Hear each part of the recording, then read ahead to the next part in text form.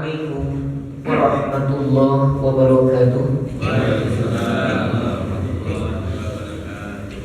Innal hamdalillah nahmaduhu wa nasta'inuhu wa nastaghfiruh wa na'udzu billahi min shururi anfusina wa min sayyiati a'malina. May yahdihillahu fala mudilla lahu wa may yudlil fala hadiya lahu.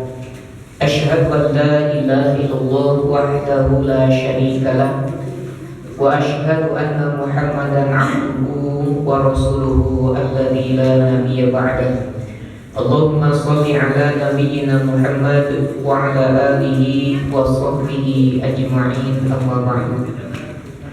Para hadirin jamaah sekalian yang sama-sama mengharap ridha serta maghfirah Allah Subhanahu wa taala. Alhamdulillah, pada kesempatan malam kali ini kita bisa duduk kembali sejenak di masjid dalam rangka kita thalabul ilmi. Mudah-mudahan besar harapan kita semua bahwa aktivitas thalabul ilmi kita membuahkan hasil. Allah memberikan kemudahan kepada kita menuju surganya Allah Subhanahu wa taala. Salawat serta salam semoga terus tercurah limpahkan kepada Nabi kita Nabi Muhammad sallallahu alaihi wasallam beserta keluarganya, para sahabatnya dan juga kita semua selaku umatnya. Para hadirin rahimahullah, setelah pertemuan yang lalu kita membahas bagaimana hamdalah dalam Al-Quran sering Allah berulang kali Allah ulang di dalam Al-Quran. Ini menunjukkan sangat pentingnya kita mengucapkan Alhamdulillah. Kenapa? Karena terkait dengan rahmat dari Allah Subhanahu wa ta'ala. Kemudian pada malam kali ini kita akan coba menggali hamdalah yang termaktub dalam hadis. Kalau saya tulis Alhamdulillah di mesin pencarian aplikasi, salah satu aplikasi itu munculnya ribuan banget. Alhamdulillah itu munculnya ribuan. Maka kalaulah mau dibahas satu persatu, ya mungkin kapan tamatnya saking banyaknya. Setidaknya kita akan mencoba bagaimana intisari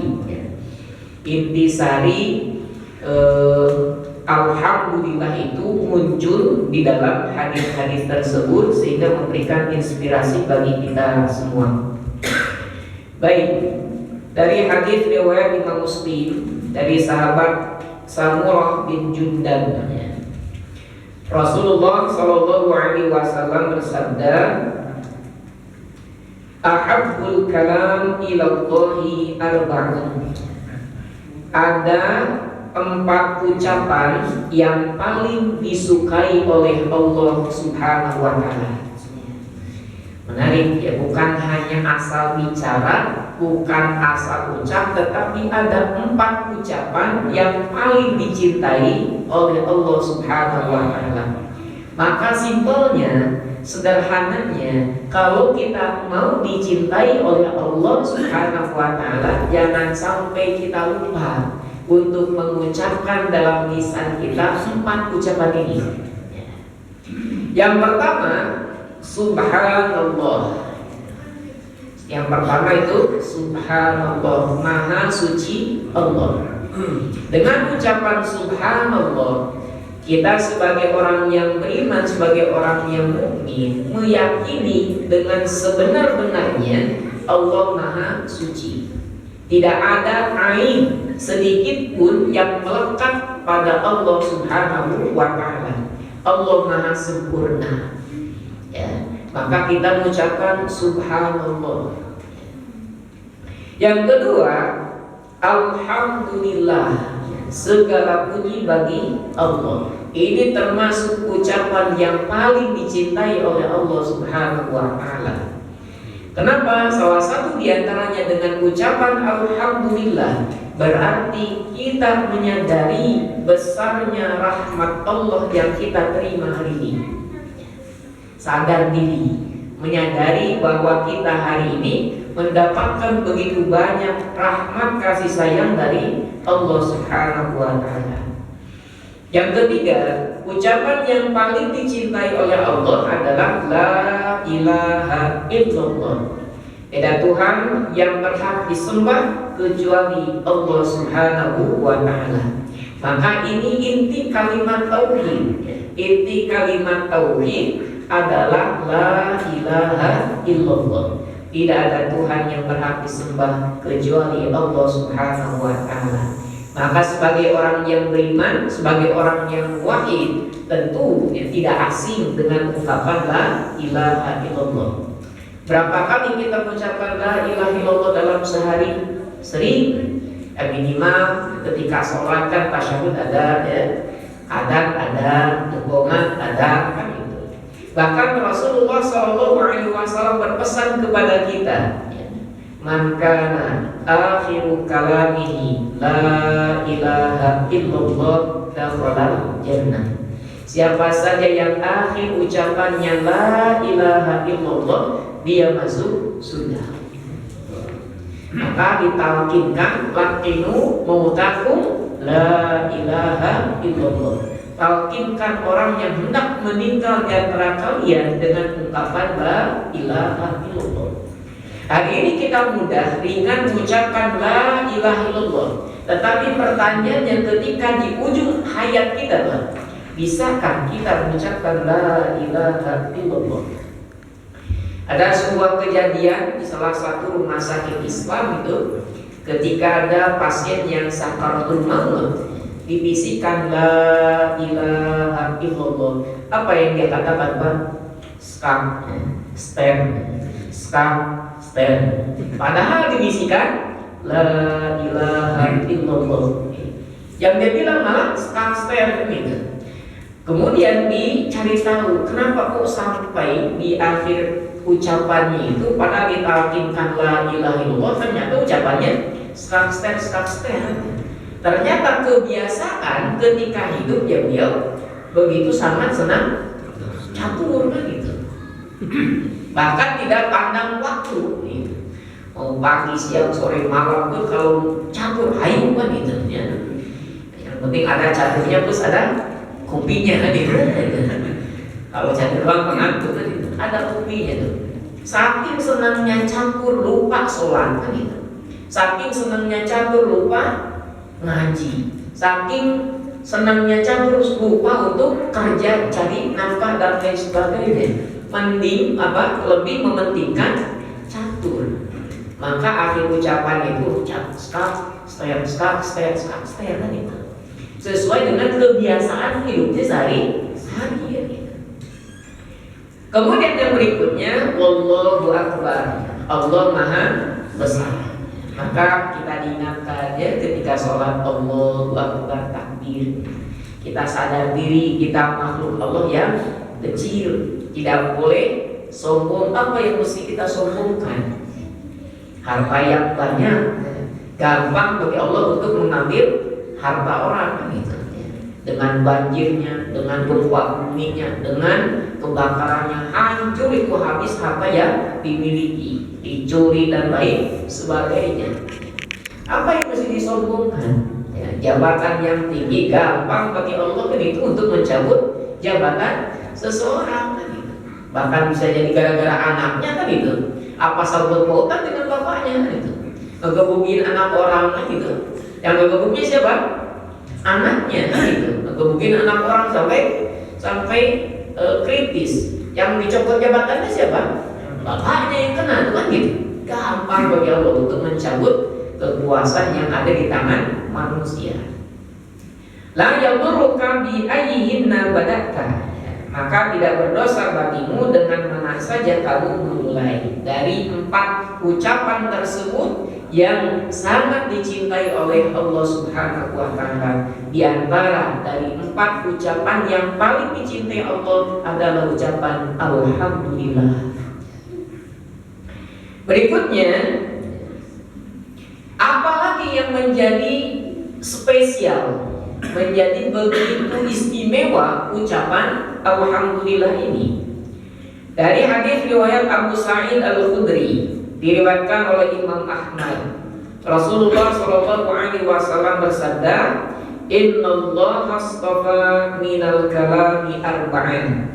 Sesungguhnya Allah telah memilih 4 ucapan. Tadi Allah paling cinta.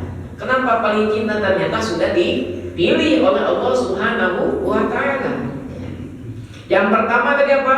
Subhanallah. Yang kedua, Alhamdulillah. Yang ketiga, La ilaha illallah. Yang keempat, Allahu Akbar.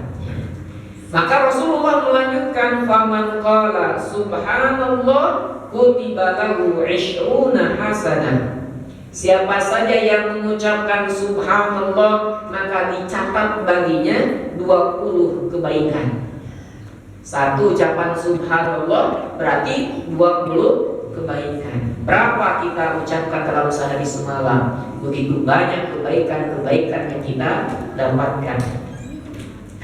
Wa man qala Allahu Akbar fa mithlu dzalik. Ya, kemudian ada yang kedua, wa uqta'anhu 20 sayyi'ah. Bukan hanya dituliskan 10 kebaikan dan juga di 20 kebaikan, dihapuskan juga 20 keburukan. Nah, ini luar biasa fadilahnya ya. Ditulis 20 kebaikan, dikurangi 20 keburukan. Padahal ucapannya singkat, subhanallah. Begitupun ucapan Allahu Akbar, mithlu dzalik, sama. Ucapan Allahu Akbar, fadilahnya apa yang kita dapatkannya? 1, ditulis 20 kebaikan. Yang kedua, dihapuskan 20 kesalahan. Dengan ucapan saja Pak ya, dengan ucapan yang begitu ringan, ditambahkan kebaikan kepada kita, dihapuskan kesalahan-kesalahan kita. Wa man qala la ilaha illallah fa mithlu dzalik. Dan siapa saja yang ucapannya la ilaha illallah, dia mendapatkan sama seperti itu. Dituliskan 20 kebaikan, dikurangi 20 kesalahannya. Kemudian wa man qala alhamdulillahi rabbil alamin. Siapa saja yang mengatakan alhamdulillahi rabbil alamin min qibali nafsihi, dari lembung hatinya yang paling dalam, kutiba lahu biha 30 hasanah. Ditulis baginya 30 kebaikan. Kalau alhamdulillahi rabbil alamin ditulisnya 30, bukan 20, lebih banyak lagi. Al-Qur'anu 30 sayyi'ah, atau dihapuskan 30 kesalahan. Maka inilah yang menjadi penawaran yang sangat luar biasa dari Rasulullah SAW supaya kita tertarik, disodorkan bonus yang begitu banyaknya. Kalau sudah disodorkan oleh Rasul tidak masih percaya, tidak masih tertarik, harus gimana lagi kan itu? Harus gimana lagi? Nah, ini yang terkait dengan alhamdulillah. Begitu banyak sekali keutamaan-keutamaan yang didapatkan. Banyak sebenarnya keutamaan-keutamaan dari alhamdulillah ini.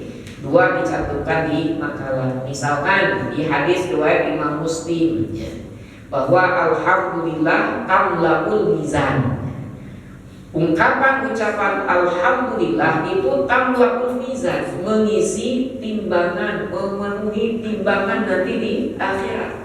Artinya begitu besar pahala dari alhamdulillah.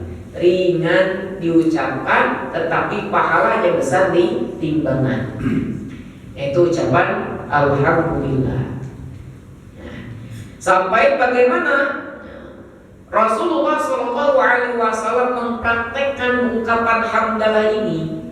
Alhamdulillah, Rasul senantiasa tidak lepas dari ungkapan alhamdulillah. Diriwayatkan dari Aisyah radhiyallahu anha oleh Ibnu Majah.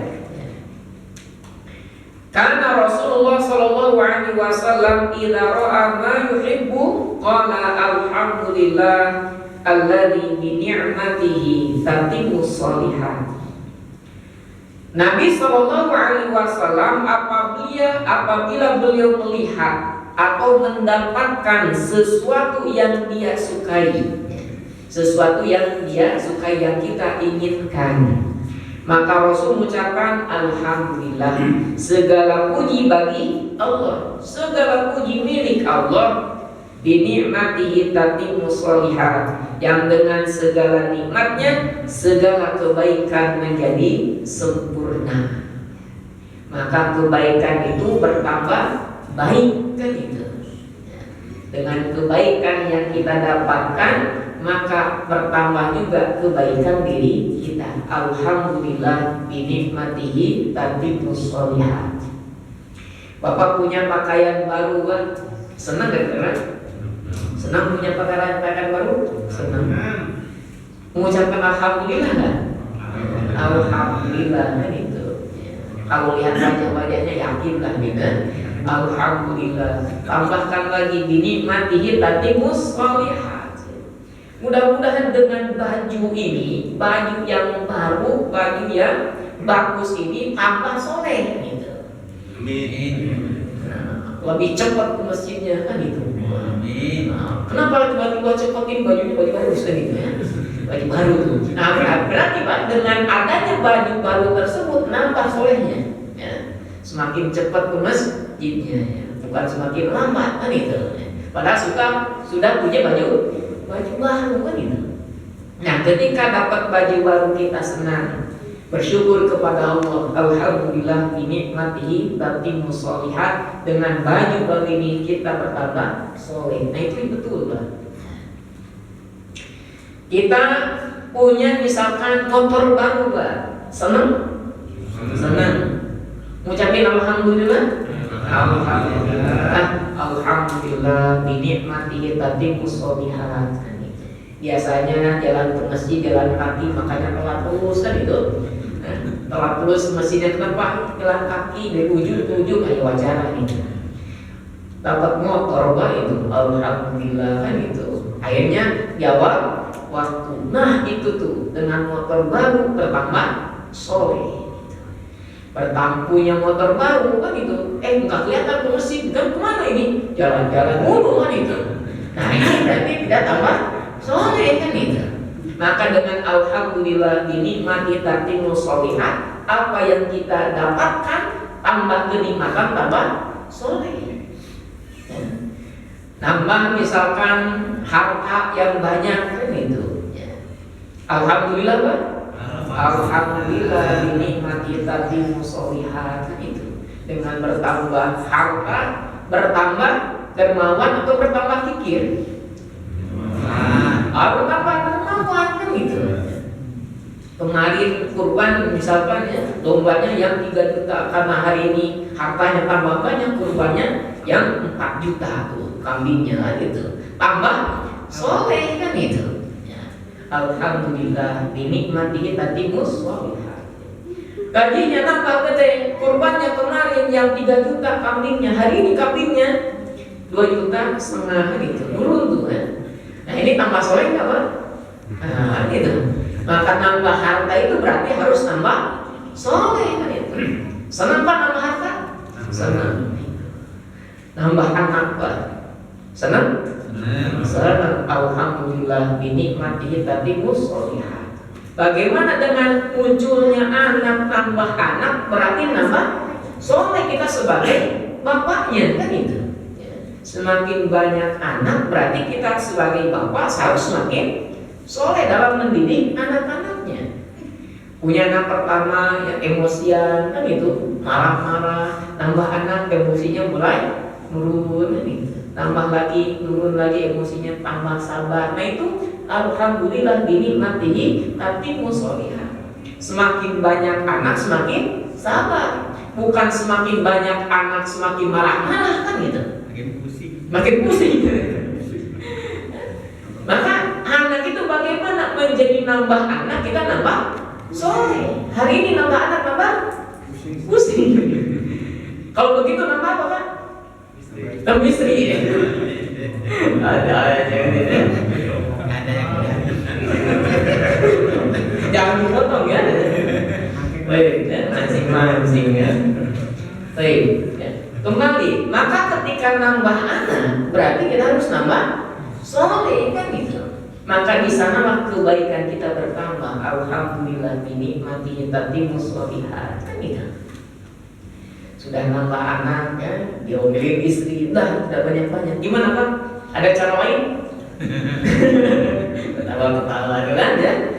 Cari cabang lain misalkan gitu. Punya istri dua Pak, senang Pak? Enggak.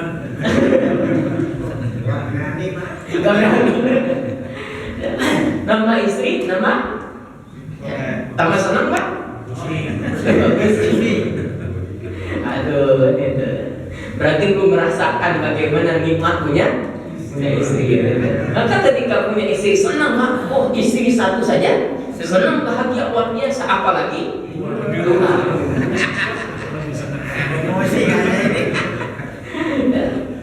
Satu saja senang, satu saja bahagia, apalagi dua kan itu.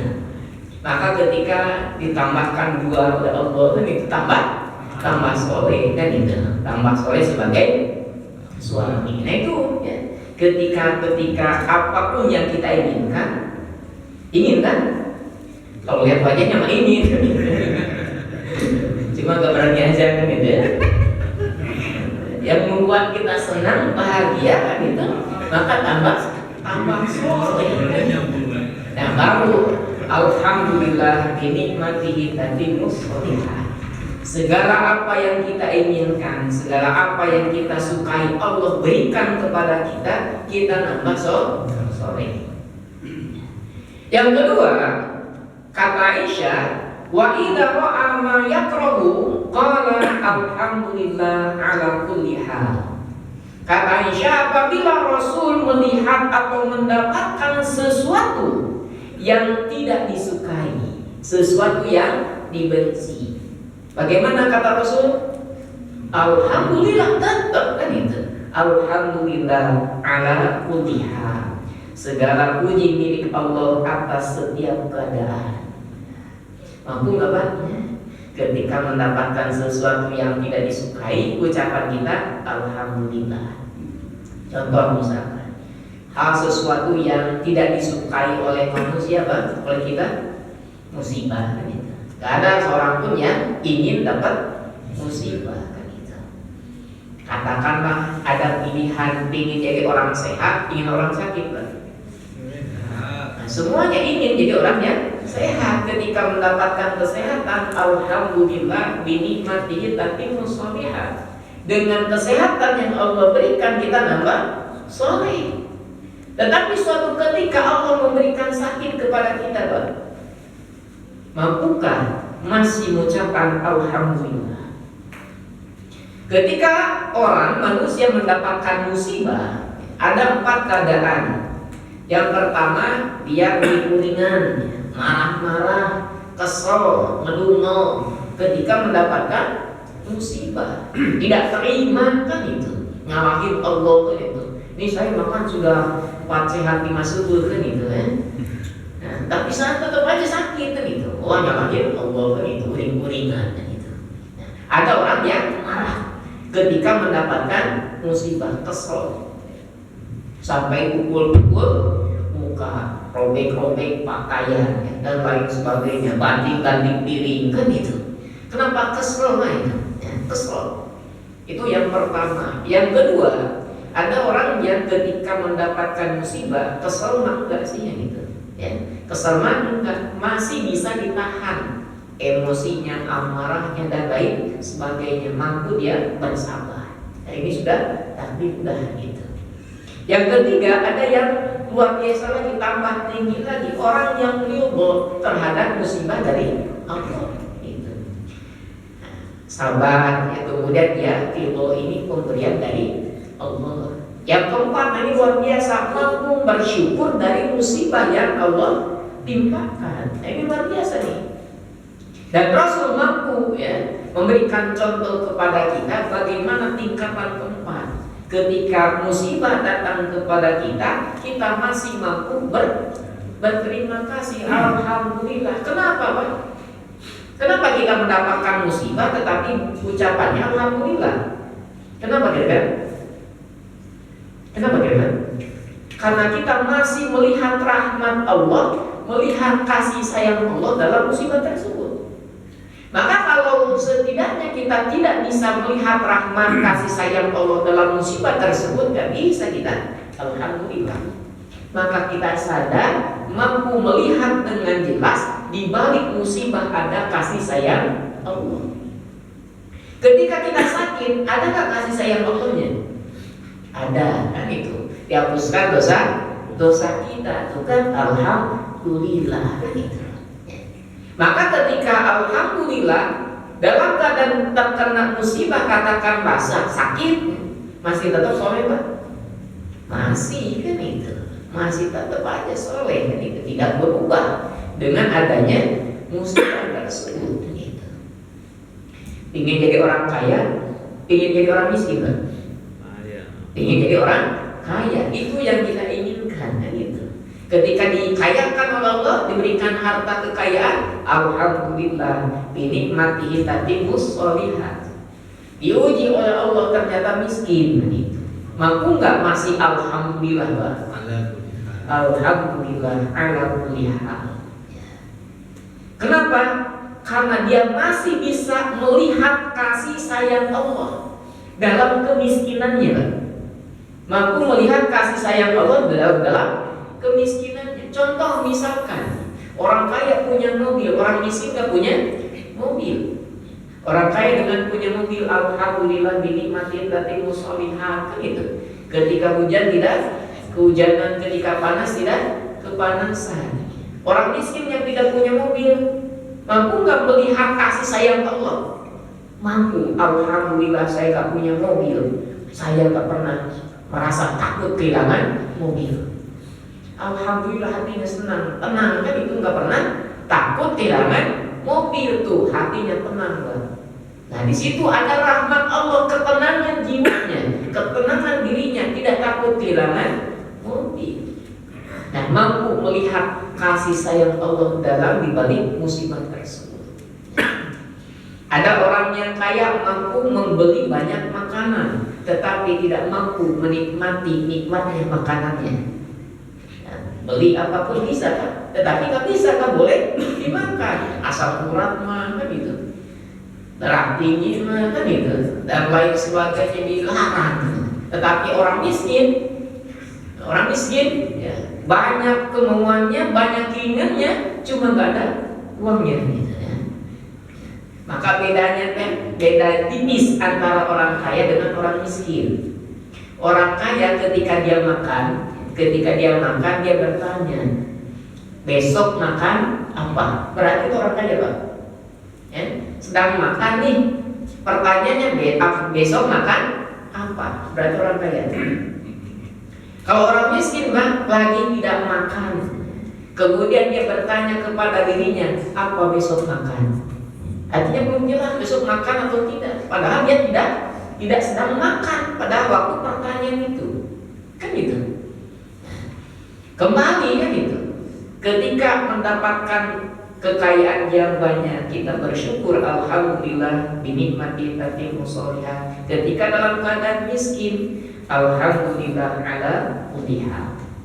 Kalau diperhatikan, Pak, ada orang kampung, desa misalkan yang punya lahan pertanian, sawah yang luas dengan petani yang garapnya, kira-kira makannya dari mana, Pak? Yang punya tanah atau petani yang garapnya? Ternyata yang paling banyak makannya petani yang menggarap sawahnya, bukan yang punya sawahnya. Yang punya sawahnya makan cuma 3 suap, Pak. Kenapa? Diabetes.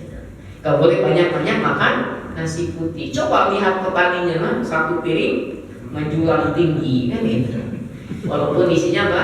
Tahu, tempe, asin, sambal, aduh nikmatnya luar biasa kan. Jadi beriman apa?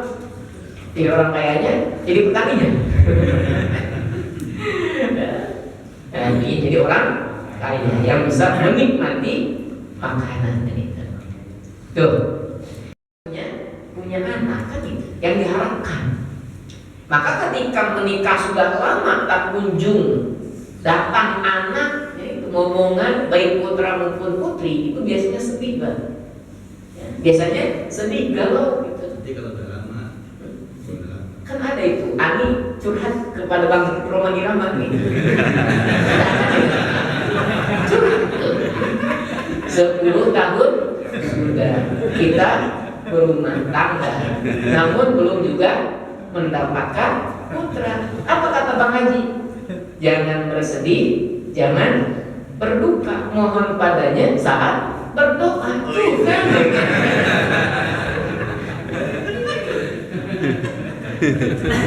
Artinya apa? Sepi kan itu. Sepi rumah ketika tidak ada anak. Menikah kita ingin punya anak. Ternyata Allah takdirkan kan pernikahannya tak kunjung juga belum punya momongan. Masihkah alhamdulillah. Ya. Alhamdulillah alhamdulillah. Ya. Kalau punya anak kan senang kan kita. Ya. Ajak ke warung beli es krim ya, nasi begini, belepotan wajahnya senang kan? Senang, lucu kan itu. Coba bawa istri ke warung beli es krim belepotan.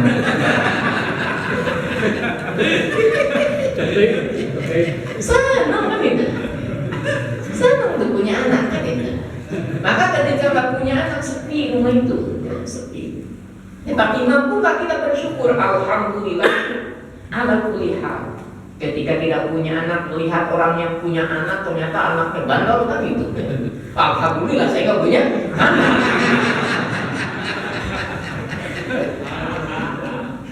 Tadi itu kan banyak anak tambah pusing. Alhamdulillah saya nggak pusing. Mikirin biaya baju kan itu. Sekarang mau sekolah, biaya masuk sekolah dan lain sebagainya. Biaya yang tambah banyak kan itu, tambah besar. Yang nggak punya anak, mikirin nggak? Nggak mikirin kan itu. Ternyata masih ada rahmat di sana itu. Alhamdulillah ala kulli hal. Dalam posisi apapun itu. Ketika menjadi pejabat kan itu diberikan amanah, maka ketika dia diberikan amanah jabatan yang diinginkan, alhamdulillah binikmati tatimmu sholihah. Ketika dia menjabat akan menjadikan bermanfaat bagi orang-orang yang ada di sekitarnya. Nah, itu kalau ketika jabatannya dia syukuri alhamdulillah binikmati tatimmu sholihah. Kalau tambah jabatan, tambah tinggi, tambah banyak korupsinya, gimana itu? Nah itu berarti tidak bersyukur. Bukannya semakin tinggi jabatan semakin bermanfaat, malah semakin tinggi jabatan semakin banyak korupsinya kan itu. Ya. Nah itu. Ya. Ketika pejabat rakyat biasa, ya alhamdulillah kan itu gak mikirin tek bengek dan lain sebagainya kan itu. Alhamdulillah ala senantiasa bersyukur dalam segala apapun. Kita diberikan kecerdasan, kepandaian, ya. Alhamdulillah ya itu. Kita diberikan sulit pak itu. Ada orang itu kan, ada yang gampang hafal, gampang hafal, lama lupanya, susah lupa. Ada yang gampang hafal, susah lupa. Nah ini bagus banget. Gampang hafal, susah lupa. Ada orang yang susah hafal, susah lupa. Ada orang juga yang susah hafalnya, lupanya gampang gitu. Makanya Pak ya, tips sederhana supaya tidak lupa Pak. Jangan hafal. Tips sederhana supaya kita lupa jangan hafal. Aduh, ada aja kan gitu. Orang Jawa gitu. Ya kan gitu. Orang yang lupa surat Al-Baqarah Pak, berarti dia pernah hafal Al-Baqarah. Kira-kira orang yang nggak pernah hafal Al-Baqarah pernah lupa nggak? Nggak akan lupa kalau nggak hafal namanya. Nah maka setiap situasi dan kondisi apapun baik maupun buruk ya, Pertanyaannya, masihkah ucapan kita alhamdulillah mampu melihat kebaikan dalam kebaikan? Mampukah melihat dalam musibah, kebaikan dalam musibah? Nah itu ya. Maka terus kita diingatkan alhamdulillah apapun keadaan kita ya. Pedagang, kayaknya di sini banyak pedagang ya. Datang semua. Dagang semua, masya Allah. Mudah-mudahan dagangnya berkah. Dagang ketika ramai, orderan ramai. Alhamdulillah, alhamdulillah, orderan ramai. Ternyata diuji oleh Allah, orderannya sepi. Masihkah alhamdulillah? Alhamdulillah, orderan masih sepi. Berarti nggak capek-capek amat kan gitu. Mampu melihat kasih sayang Allah kan gitu. Lihat orang yang dagang, Pak, Masya Allah itu dagang sampai ngantri, Pak, dagang makanan, itu sampai keringetan bercucuran itu untuk meladeni orang yang ngantri. Capek itu, Pak, yang capek itu. Ketika satunya lagi santai-santai saja. Kenapa? Gak ada yang beli ini. Alhamdulillah saya gak capek gitu. Loh, mampu melihat rahmat Allah dalam musibah kan itu. Jangan gugurutu kan gitu. Wah itu mah pakai dukun gitu. Wah itu mah pakai peket dan lain sebagainya. Macam kemana-mana. Kita melihat kebaikannya, kebaikan di dalam musibah. Rasul seperti itu mencontohkannya. Alhamdulillah ada pilihan. Baik, yang berikutnya sebagai contoh saja ya. Contohnya jangan jauh-jauh, yang dekat-dekat saja, yang sering-sering saja.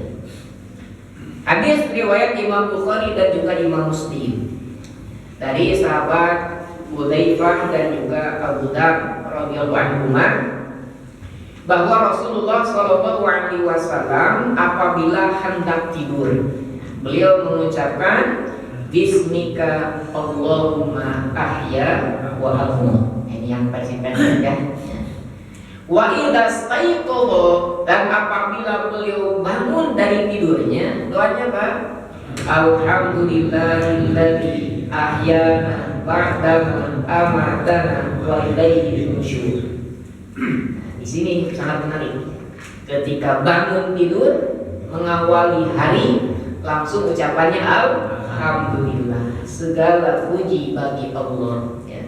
Alladzi ahyana, yang telah menghidupkan kami, ba'da ma amatana, setelah mematikan kami ya, dalam artian tidur ya. Maka tidur itu mati ya. Wa ilaihi nusyur, dan hanya kepadanya kita semua akan kembali. Maka Pak, jangan jauh-jauh. Ternyata tidur itu nikmat. Tidur itu rahmat dari Allah, kasih sayang dari Allah untuk kita semua. Mampukah kita mensyukuri nikmat Allah, bangun tidur langsung mengucapkan alhamdulillah, atau nyari HP? Nyari HP. Astagfirullah. Lihat jam. Bangun tidur alhamdulillah dulu, bukan nyari HP dulu kan gitu ya. Alhamdulillah. Itu ucapan syukur tuh. Alhamdulillahilladzi ahyana, yang telah menghidupkan kami setelah mematikan kami. Berapa banyak orang yang tidur kebangun-bangun lagi, Pak. Tidur kan itu, tidur terus kebangun-bangun lagi, mati kan gitu. Ya.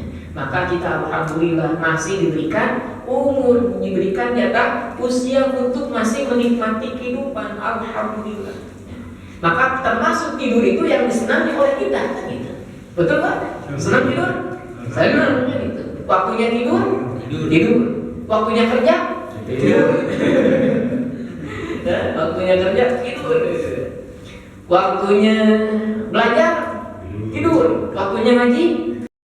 Jangan suudon. Wah itu masih tidur mulu kan gitu. Masih buat tidur gitu. Jangan Pak. Tetap apa? Tetap husnuzon. Tetap husnuzon.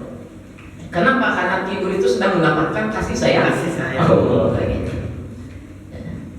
Bahkan yang sering saya lihat itu, yang tidur itu ketika kapan Pak?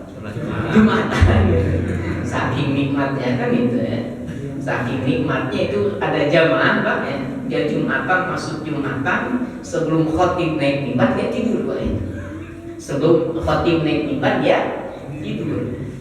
Pas khotib turun dari mimbar mau sholat koma, dia baru bangun tidur Pak ini. Bangun tidur. Apa yang dia bilang? Wah ini ajaran sesat ini gitu. Masa sholat Jumat langsung koma ini? Mana rupanya? Padahal dia kan tidur gitu ya.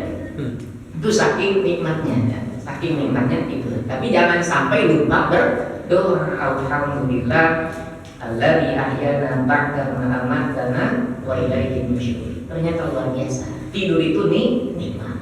Buktinya Bapak, ada penyakit yang namanya insomnia. Susah tidur. Kalau mau tidur dia harus bayar dulu ke dokter, beli obat dan lain sebagainya. Tuh kan, ternyata tidur itu bagian dari rahmat Allah yang mesti kita syukuri. Maka bagaimana mensyukurinya? Kita menjadi hamba Allah yang soleh gitu.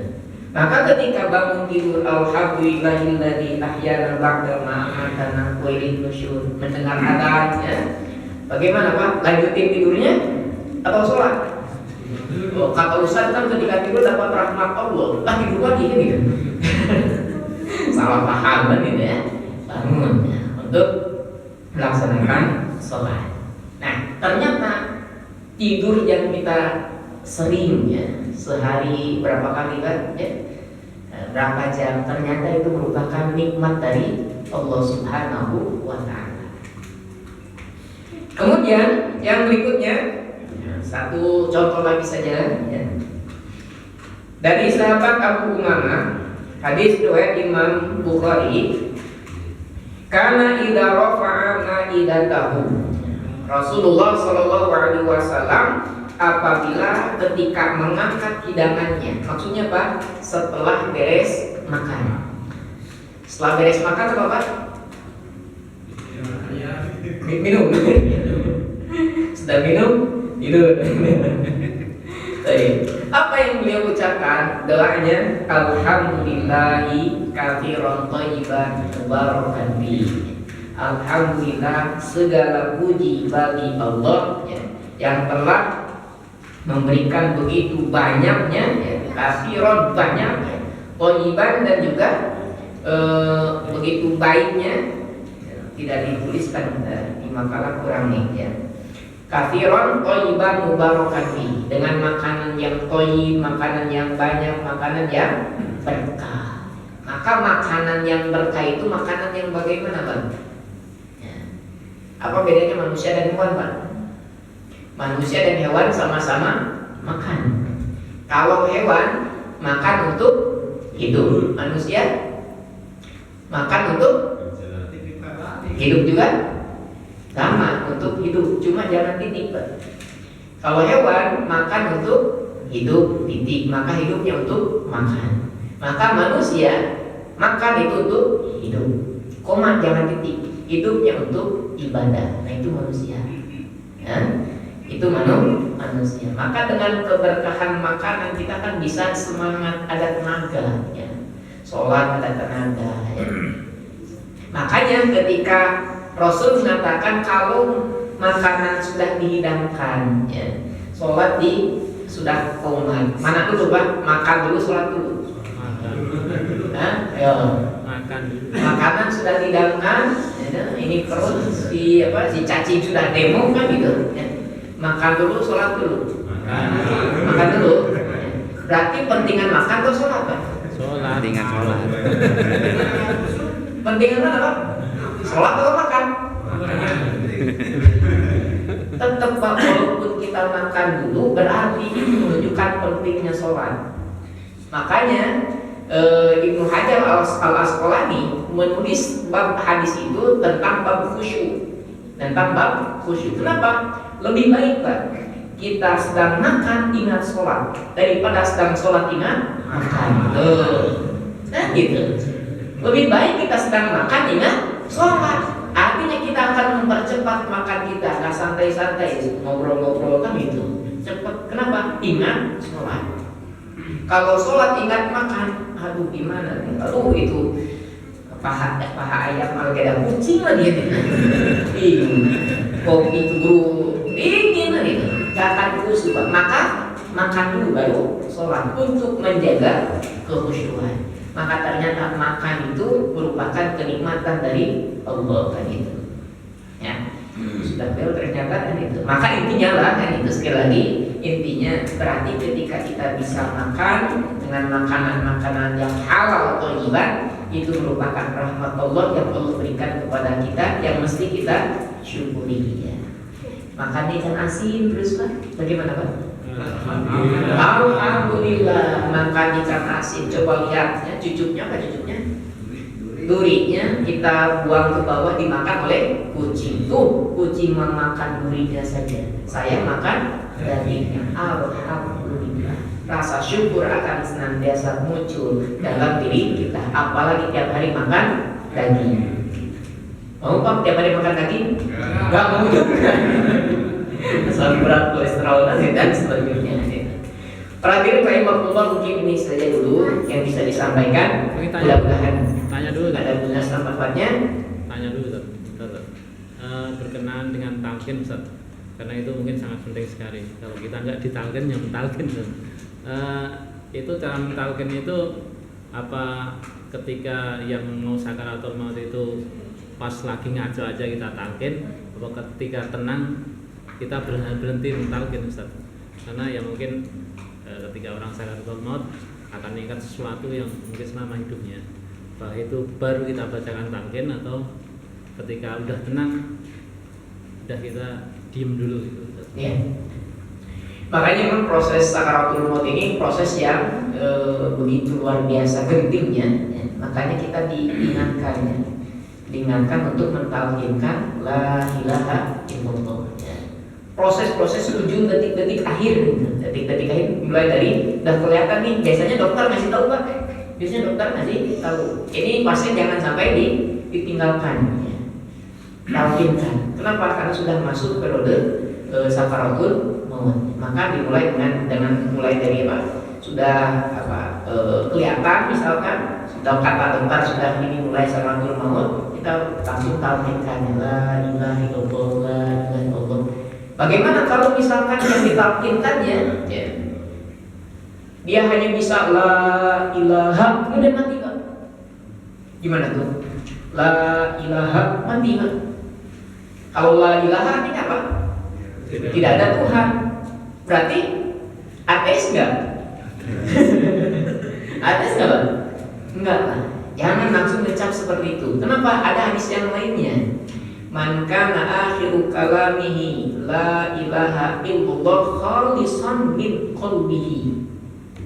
Ada kata khalisan min qalbihi, ikhlas keluar dari hatinya. Mulutnya yang terdengar la ilaha, tetapi hatinya kita nggak tahu. Tetap saja kita husnuzon. Mudah-mudahan orang ini meninggal dalam keadaan husnul khotimah. Walaupun kata-kata tidak sampai mengucapkan la ilaha illallah, tetap saja kita husnuzon.